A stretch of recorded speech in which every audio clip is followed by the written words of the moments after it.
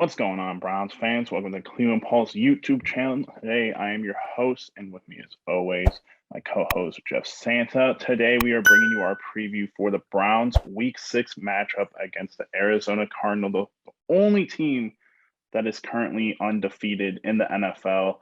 A truly high-powered offense and a somewhat good defensive team as well, going up against your 3-2 Brownies for a chance for them to go 3-3 or 4-2. And with that being said, we have a lot to talk about with injuries and just developing stories here, and overall, just our predictions for this game. So, Jeff, with that all being said, how are you doing?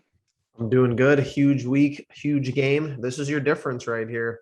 Defending home field advantage at First Energy Stadium and potentially, either being 4-2 or 3-3. So it's a huge game. Yeah, absolutely. And with that, we're just going to get right into it. Obviously, we have some injuries that have been going on and some developing stories with the Arizona Cardinals. We're just going to point out right away that running back Nick Chubb was not seen at practice today. It's being speculated that he was being treated on inside. However, we did have a few guys return from that injury report. Jadeveon Clowney, David Njoku, Takk McKinley, Myles Garrett, all practice today. And then we had guys on bikes and on the side, which were Kareem Hunt, Malcolm Smith, Jedrick Wills Jr., and Jack Conklin. The story with Jedrick Wills is that he came back yesterday, did something to tweak his injury, and is probably going to be out. Jack Conklin, we have no idea what his situation is, if he's going to be available or not. And with Kareem and Nick, we are assuming that because of the two games that we're going to play in the matter of 4 days, that they are getting kind of load management. But with Nick not being out there, it is up in the air. We will have to see what happens tomorrow with the injury report and with those guys specifically. But as of right now, looks like we're getting a lot of our defensive guys back. We heard from Denzel Ward and Greg Newsome that they both think they should be good to go, which is huge news just all around for Browns injury update right now. Yeah, I think that they're being extra careful with Chubb and, with Hunt yesterday, just because this is another favorable matchup for our running game, another very bad, very poor run defense in the Arizona Cardinals. And you got to look at it like this. I mean, this is obviously not expected, but I don't think a lot of people thought that the Arizona Cardinals were going to be the last undefeated team in the league. Maybe their fan base did, if you're internal over there. But we're facing them this week. We got the short turnaround and for the Thursday night game for an AFC team, that's going to be a big game as well. But including those two games, we still have 8 games until the bye week. So this is going to have to be a huge week for maintenance, for load management for some of our guys, especially with some of our pre-existing injuries already. Yeah, so you're most likely going to see the continued double use of Kareem Hunt, probably a little bit more with Kareem than what we've been seeing in terms of running the ball, just in terms of the running backs. And then I was going to make the point that with our cornerbacks, obviously Denzel, Greedy, Greg, all being kind of banged up for what it sounds and seems like. I think there's going to be a 2-man rotation with AJ Green in the mix with the rest of those guys, just making sure that they all try to stay somewhat healthy and you ease them back into this game. But obviously they will be having to, go up against a super high-powered offense, which we're going to get into really quickly just after we get into this one report coming out of Arizona right now. The report is that there have been 3 positive COVID tests reported with the Arizona Cardinals this week, leading to increased testing for several players and personnel. The team is not yet required to move to intensive protocols, but one more positive test would put them there. As a reminder, a fully vaccinated player who tests positive may return to the team if he tests negative twice within 24 hours between tests.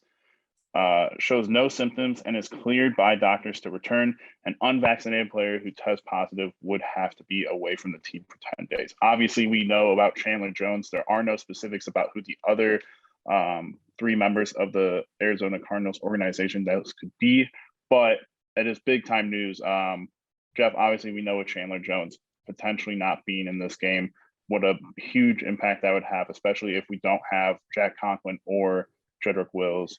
What is your thought with that report? I think that that's the first time I've actually heard about I didn't really explicitly, try to look for it before the season started, but I didn't know that if you're if you're positive, and your two negatives had to be 24 hours apart. I guess that makes sense, but Chandler Jones would have to get, I think like there's a cutoff even for actives on game day too. I don't know if that's taken into account with the COVID or whatever, but I think he probably has to test his first negative has to be on Saturday at some point, which I guess makes sense, but it seems like that's why they said he's unlikely to play. I don't know. It kind of makes you feel a little sketchy if some of their guys have it. That we saw this last year. We have to play them, and then us going forward, potentially bringing it over to our side. It's just a lot of moving parts right there. I think that if you would have asked me right after the Chargers game, not knowing anything about their situation, Arizona, I think I would have said we would have probably been more banged up and more depleted for this game, but it might be the other way around. Yeah, absolutely. And you don't know what that does to how they practice, how they go about practice and managing their business. So who knows what that will entail for them. But let's get out of that kind of talk right now, Jeff, and let's get into the meat of the topic. Obviously, this Arizona Cardinals team is very good, 5-0. We've gone over this already. But let's get into the statistics of, just a good amount of their offensive players playing at a high level. Obviously, Kyler Murray playing very well. He's had 10 touchdowns passing, 1,500 yards overall, 4 interceptions, and 10 sacks. I think that sack number is a little higher than I would have expected, but 113 passer rating, which is just phenomenal. We move on to their running game, which, features 2 somewhat good to decent. I probably put them in the good background right now. You got Chase Edmonds with 270 yards rushing, James Conner with 200 yards rushing, and then obviously Kyler Murray's got 110 yards rushing with his mobility. And then you move on to what is probably the scariest part of their offense outside of Kyler Murray, and that's their wide receiving core. DeAndre Hopkins, everyone knows the deal with him. 4 touchdowns this year, 300 yards. Christian Kirk, 283 yards. Rondale Moore, the rookie, 270 yards. And AJ Green, the veteran out of Cincinnati, 261 yards. The only note there is their next leading receiver is Max Williams, their tight end, who is, I believe, out for the season, or at least out for this game. But, Jeff, a lot of stats I just spewed out there for you. What sticks out to you most? What sticks out to me most is the balance. I think that with the 17 game set, and I think you saw this last year where you saw Tampa Bay do a really good job of, I think the pass rush. This is why I like how the Browns are built. I think the pass rush is probably the most important part of the defensive side of the ball. If you have a good, great, or an elite pass rush, you're going to probably be there in the defensive scheme of the football. On the other side, I think that you either got to be built 2 or 3 ways, or 1 or 2 ways. I think you have to have 3 or 4 wide receivers who are absolute studs. Tampa Bay last year, having your third option being Antonio Brown is disgusting. And I think they're built very similarly. Or you have 2 running backs, either 2 power backs or 1 a power back and 1 guy out of the backfield who could catch the ball as well, similar to the Browns.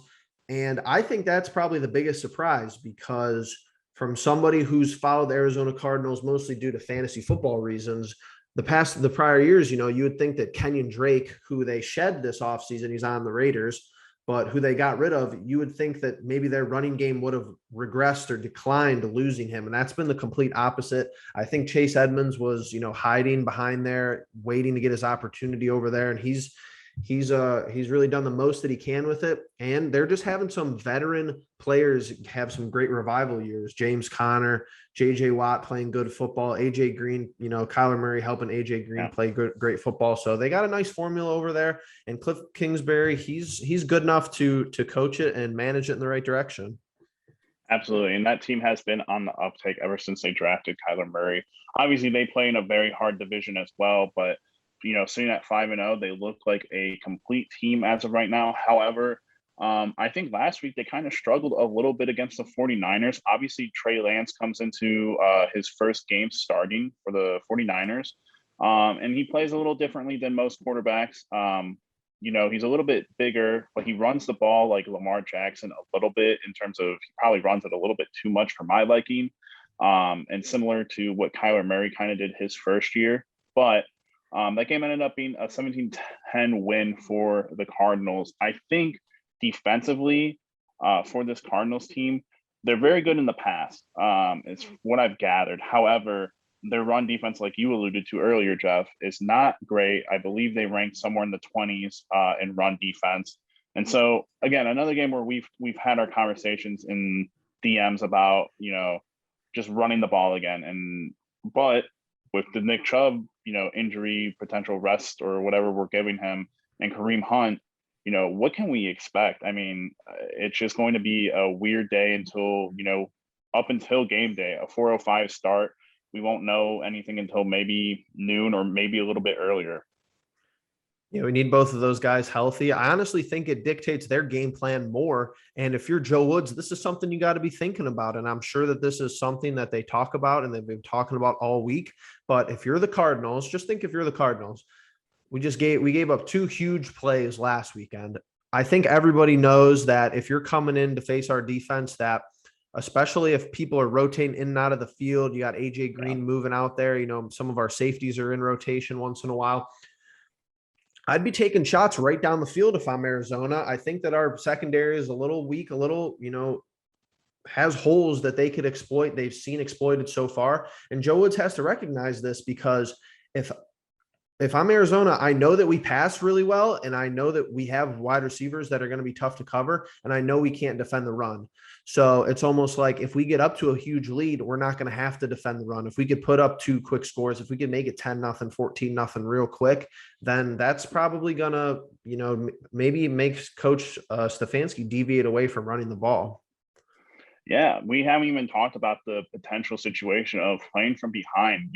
Obviously it was something that you and I have just begun to talk about, last night, about having to potentially do that against such a high-powered offense. Really, playing to what the national media, I think, wants to kind of see out of this Browns team is, put the ball in Baker Mayfield's hand and actually see what he can do from behind, instead of, our favorite guy, Colin Cowherd, loves to talk about how it's easy to play in front and play in the lead and all that. Well, we're really going to see this week, depending on how our defense performs and how their offense performs, what kind of situation we're going to be in terms of what we got to do on offense. Obviously, we could start out with the ball, and if Nick Chubb and Kareem are healthy, maybe we get off to the lead like we always do and we run the ball. But I think this is a real chance for us to have to play from behind, and I just want to get your kind of perspective on what your thoughts would be about that.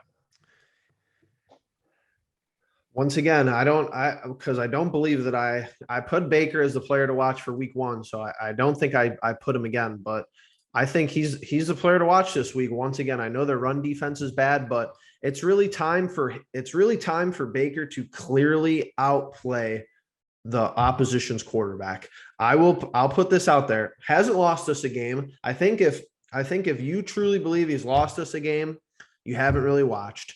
But if you think he's been the sole reason, and a lot of these are, he's the sole reason we lost, he's the sole reason we won. There's no such thing in football. There's a bunch of different variables. Even if the kicker misses, a 20-yard field goal to end the game, it's not the sole reason of the loss, of course. But Baker has not played considerably better than any opposition quarterback outside of Justin Fields, the rookie. And that game was more of a testament to our defense. Of course, if our defense plays well, that's going to be helpful, but it's contract year. It's week 6. Like, if we get one playoff game, this is the 3rd of the season right here. You're playing for your livelihood. You're playing for, Josh Allen already got paid. He got paid and he's played better than he played last year. So it's time for you to really, put this team on your back the way that we know you can, the way that we know that we want you to come out there being Baker Mayfield and play with that confidence and play better than Kyler Murray, substantially better. I want to blow out in this game, honestly, but I want to blow out. We haven't been able to maintain it. So it's kind of tough for you to say, let's win by, 2 scores when we've had multiple 2-score leads this season and blown it. But I think this is the week where if Kyler Murray significantly outplays Baker Mayfield and we lose, that's not going to be good for anybody involved. Absolutely. And I think for me now, I have nothing left to say really, except for the fact that honestly, I can't agree more with everything that you just said. I think it's going to come down to Stefanski, and it's going to come down to Baker having communication this week with Nick Chubb and Kareem Hunt being out these past 2 practices. It's going to be, hey, we're going into a week where we need to kind of load manage these guys. We haven't really gotten any of our wide receivers truly going. Obviously, we've had guys have good games. David Njoku had a great game last week. But, this Arizona Cardinals team has let up a touchdown to a receiver every game. I think it's time for a lot of these guys, Odell, Rashard Higgins, Donovan Peoples-Jones, maybe even Anthony Schwartz, just for a lot of these guys, even Demetric Felton, who Jeff would, I'm sure, love to see get into the game this week. Yes. Just, have their day, have the wide receiving room have their day, Baker Mayfield have his day, and kind of go out of script of what we've been doing. Obviously, we've always been a run-heavy team with a lot of screens and a lot of bootlegs, but I think this could be a potential game where we play our most complete game. I know what my score prediction is going to be isn't going to allude to that, but I'm going to say Browns win 37-27, a touchdown and a field goal. Okay, so per our preseason predictions, we both have this as wins. I'm sticking right to my number. I'm saying 40-31 Browns. My preseason key player to watch was John Johnson III. I think that's still relevant for the defensive side of the ball. We need to see him. That's very relevant for this. We need to see him do something, make a big hit, turnover, whatever, loose fumble, interception, whatever. We need to see him get involved. We need a turnover. We need more turnovers. Yeah. I think that's pretty apparent. I think that we've been playing great quarterback, so it's tough to really hinder the defense and say that, we haven't had a lot of turnovers, but I think it's true. And I think we have other good defense statistics in the games that we've played well. But this is what really has to come down to, because it's a Cardinals preview, but you got to look forward. 3 games in a row at home. Cardinals this week. This is how big this win would be. Cardinals this week. Short turnaround, which is unfavorable, but it is Denver. I think most people can agree that we're better than Denver, and we're going to be at home. It's going to be national. It's going to be First Energy national, game.